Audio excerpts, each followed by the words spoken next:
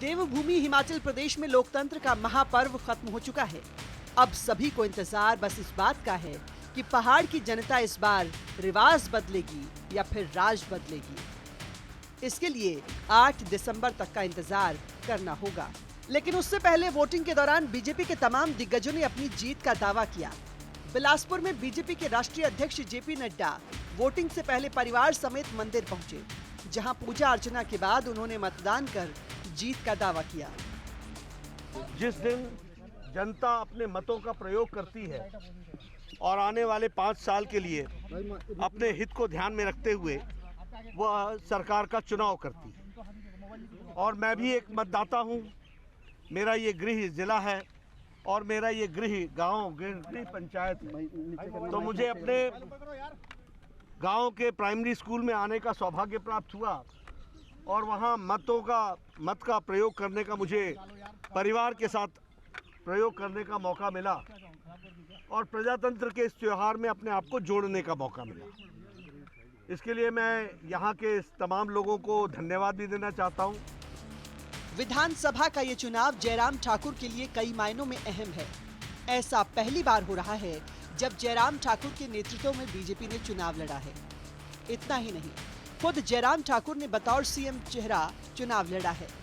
सिराज विधानसभा से चुनावी मैदान में उतरे जयराम ठाकुर अपने परिवार समेत वोट डालने पहुंचे, जहां वो खासे उत्साहित नजर आए और सेल्फी पॉइंट पर खड़े होकर फोटो खिंचवाई। इस मौके पर जयराम ठाकुर और उनके पूरे परिवार ने जीत का दावा किया। विधानसभा क्षेत्र में पिछली बार 86% हुआ था, 85 पॉइंट कुछ हुआ था। अब की बार भी वो उतना ही होगा।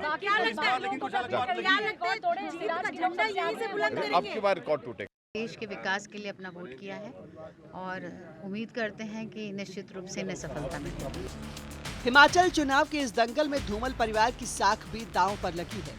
बीजेपी में बतौर युवा चेहरा अनुराग ठाकुर ने चुनाव प्रचार में अपनी पूरी ताकत झोंक रखी थी। हमीरपुर में अपने पूरे परिवार के साथ वोट डालने पहुंचे पूर्व सीएम प्रेम कुमार धूमल और अनुराग ठाकुर ने कहा कि इस बार रिवाज बदलने वाला है और पक्के तौर पर बीजेपी की सरकार आने वाली है।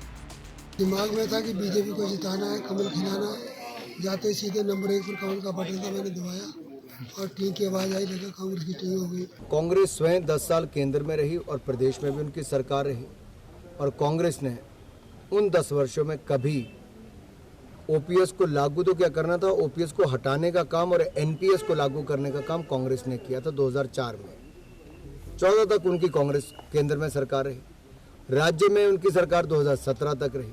तो आखिरकार कांग्रेस को तब क्या हुआ था? कांग्रेस तो झूठे वायदे करने वाली पार्टी है। कभी कहती है हर परिवार से एक व्यक्ति को सरकारी नौकरी देंगे, नहीं दी। फिर कहा बेरोजगारी भत्ता देंगे, नहीं दिया। कई राज्यों में कहा कर्जा माफ करेंगे, नहीं किया। ये तो हर चुनाव में नया फॉर्म छपवा कर लाते हैं, वोट बटोरते हैं, सत्ता में आते हैं, फिर नोट बटोरने का काम करते हैं। वहीं नाहन सीट से अपनी किस्मत आजमा रहे बीजेपी नेता राजीव बिंदल ने विकास के कामों को लेकर अपनी जीत का दावा किया। नाहन के मतदाता ने मन बनाया है कि हमने काम के लिए वोट देना है।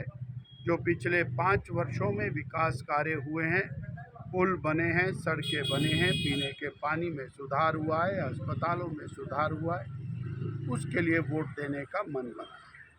और आने वाले 5 साल के अंदर एक बेहतरीन नाहन विधानसभा क्षेत्र, अच्छी सड़कें, अच्छे पुल, अच्छे स्कूल, अच्छे अस्पताल, इसके लिए वोट देने का मन बनाया है। आपको बता दें कि पूरे हिमाचल से 412 उम्मीदवारों की किस्मत का फैसला होना है। इसके लिए सभी को 8 दिसंबर का इंतजार है, जब काउंटिंग के जरिए ये तय होगा कि वोटर्स ने किस पर अपना भरोसा जताया है। ब्यूरो रिपोर्ट, सूर्या समाचार।